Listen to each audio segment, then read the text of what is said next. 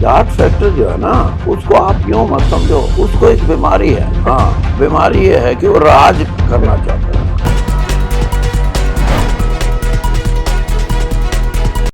दोस्तों नमस्कार, मैं संजय मग्गू और मौजूद है देश रोजाना के डिजिटल मीडिया मंच पर। राजनीति एक ऐसा क्षेत्र है जिसके अंदर कभी कहीं कुछ भी हो सकता है। बड़े बदलाव हो सकते हैं, आश्चर्यजनक फैसले आ सकते हैं और वो सब कुछ हो सकता है जो जनता की उम्मीदों से आगे भी हो। आपसे जिक्र इसलिए कर रहा हूं कि पिछले दिनों हरियाणा विधानसभा का चुनाव हुआ। विधानसभा चुनाव का परिणाम आया और चुनाव परिणाम आने पर लोगों ने दांतों तले उंगलियां दबा ली। लोग सोचे बैठे थे कि हरियाणा के अंदर सरकार बदलेगी, कांग्रेस का शासन आएगा, और लेकिन जब जनता का फैसला सामने आया तो जनता के फैसले के अंदर पूर्ण बहुमत की भारतीय जनता पार्टी की सरकार बनी और ऐसा मैंडेट मिला जो हरियाणा में बीजेपी को इससे पहले कभी मिला नहीं था। 2014 के अंदर जब मेजॉरिटी मिली भारतीय जनता पार्टी को, अपने दम पर सरकार बनी, लेकिन तब भी 47 विधायक थे और अब 2024 में वो 48 हो गए, यानी कि आज तक का सबसे सर्वश्रेष्ठ प्रदर्शन। और वो तब जबकि इससे मात्र 5 महीने पहले, विधानसभा चुनाव से 5 महीने पहले जब लोकसभा चुनाव हुआ था, चुनाव का परिणाम आया था, तो बीजेपी हाफ हो गई थी 10 से 5 पर। खैर, मेरा मुद्दा ये नहीं है। मैं जिस मुद्दे पर आपसे बात करने चला हूं, आपको ध्यान होगा हमने आपके साथ एक वीडियो शेयर किया था। आज से लगभग 15-20 दिन पहले आपसे मैंने एक वीडियो शेयर किया था और मैंने कहा था कि क्या हरियाणा में अब कभी जाट मुख्यमंत्री नहीं बन पाएगा। हमने आपसे कहा था और आपसे सवाल भी था। दरअसल हरियाणा की राजनीति एक ऐसी राजनीति है जो रूरल बेस्ड राजनीति है। हरियाणा की राजनीति के अंदर काफ़ी हद तक गांव का प्रभाव है और गांव का प्रभाव का मतलब हुआ करता है, गांव का मतलब हुआ करता है जाट समाज। क्योंकि जिस संख्या में जाट समाज की हरियाणा के अंदर, चाहे वोटों के मामले में देख लें आप, और चाहे फिर क्योंकि जब से हरियाणा का गठन हुआ, जितने हरियाणा के मुख्यमंत्री रहे, उसके अंदर एक जाट समाज का बड़ा एक रोल रहा। इतना ही नहीं, गांव के अंदर भी आज अगर आप देख लें, अगर गांवों के अंदर सरपंची रिजर्व होती है, तब भी कहा जाता है कि जिसके साथ बड़ा जाट ग्रुप होगा वो आराम से बन जाएगा। तो ये राजनीति के अंदर क्योंकि गिनती भी सिरों की हुआ करती है। और मैं इस सवाल का जवाब मैं भी ढूंढ रहा था, मैंने आपसे जो किया था, और उस सवाल का जवाब थोड़ा थोड़ा चौधरी वीरेंद्र सिंह डूमरखां ने दिया।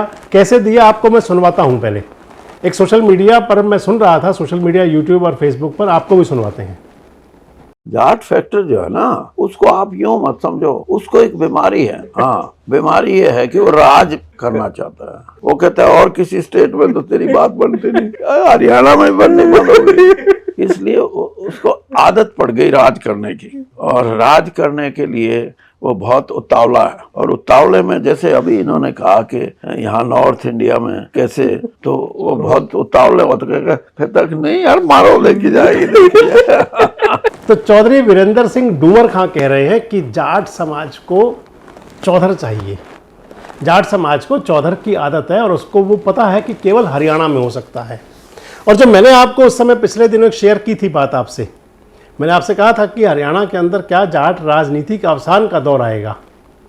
हरियाणा की राजनीति में अगर समझें तो पिछले 1 दशक से, जब से भारतीय जनता पार्टी सत्ता के अंदर आई, या भारतीय जनता पार्टी को हरियाणा का पूर्ण बहुमत की सरकार मिली, चाहे वो एक बार गठबंधन की मिली, लेकिन निर्दलीयों के सहारे उन्हें कोई गठबंधन की ज़्यादा जरूरत महसूस नहीं होती थी, और अब की बार फिर से उनको पूर्ण बहुमत मिला।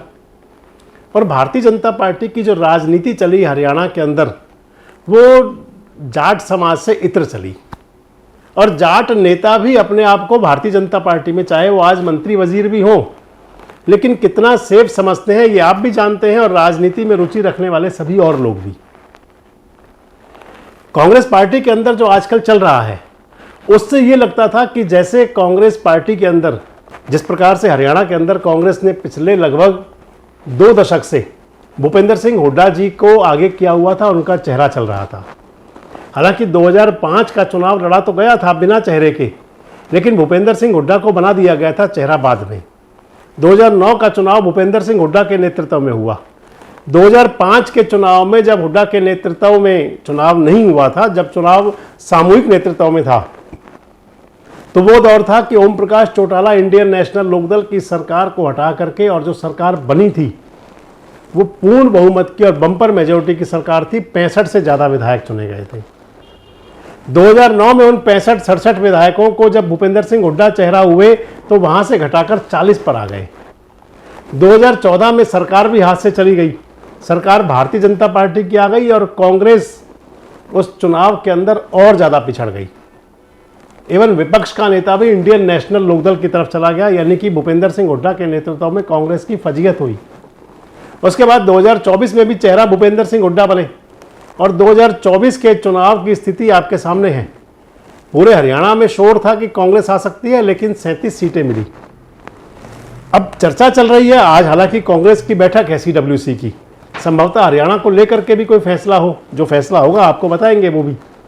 अब चर्चाएं ये है कि हरियाणा कांग्रेस जो है नॉन जाट चेहरों को, खासकर SC ST और OBC को आगे ला सकती है।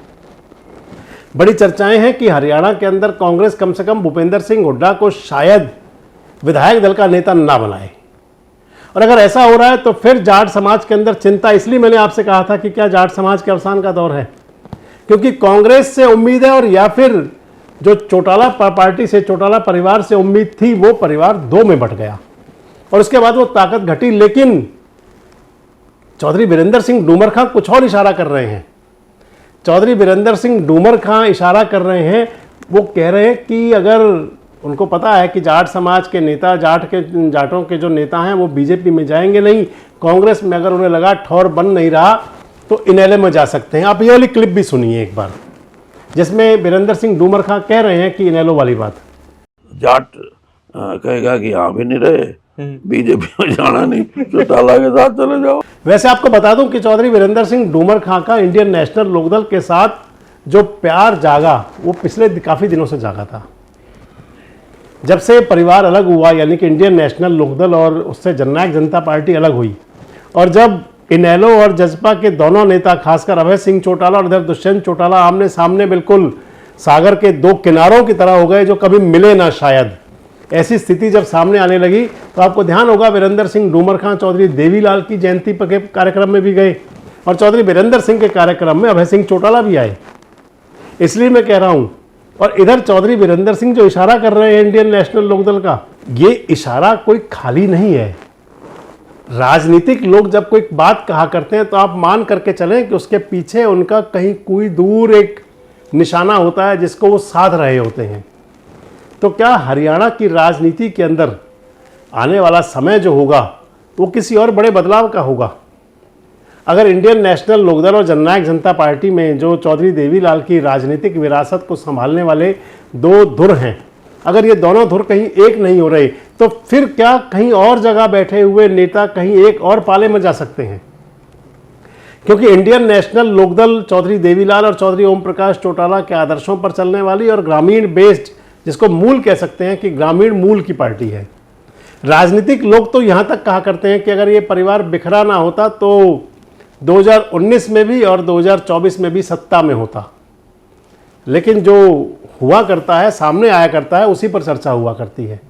और अब आने वाले समय के लिए इशारा कर दिया चौधरी वीरेंद्र सिंह डूमर खां ने कि अगर कहीं ऐसा हुआ, जाट समाज को लगा कि कांग्रेस और बीजेपी में बात नहीं बन रही, तो फिर वो इंडियन नेशनल लोकदल की तरफ जा सकते हैं।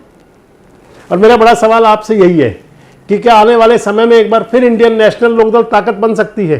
क्या जाट समाज अपनी राजनीतिक चौधर को वापस पाने के लिए क्या एक बार फिर ओम प्रकाश चौटाला और अभय सिंह चौटाला यानी कि चौटाला परिवार की तरफ घूम सकता है? और आपको क्या लगता है कि क्या चौधरी वीरेंद्र सिंह डूमर खां के मन में भी कुछ चल रहा है? क्या उनका भी इनेलो प्रेम कहीं जिंदा है या इनेलो प्रेम जाग सकता है?